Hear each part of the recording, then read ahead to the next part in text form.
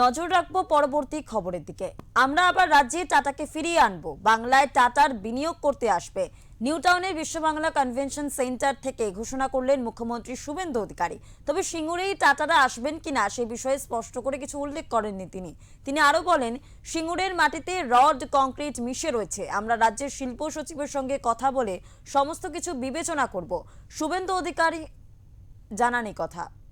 যে শিল্পকে দেখে প্রচুর অনুসারী শিল্প আসবে, এই ধরনের কোনো উদ্যোগ নিলে আমার মনে হয় পশ্চিমবঙ্গের জনগণ এগিয়ে আসবে। তার জন্য সিপিএম এর মতো সিঙ্গুর বা নন্দীগ্রামের মতো গুলি চালনা করতে হবে না, কারো মাথায় লাঠি মারতে হবে না, অথবা মমতা ব্যানার্জির মতো সব তালা চাবি লাগিয়ে রাখতে হবে না।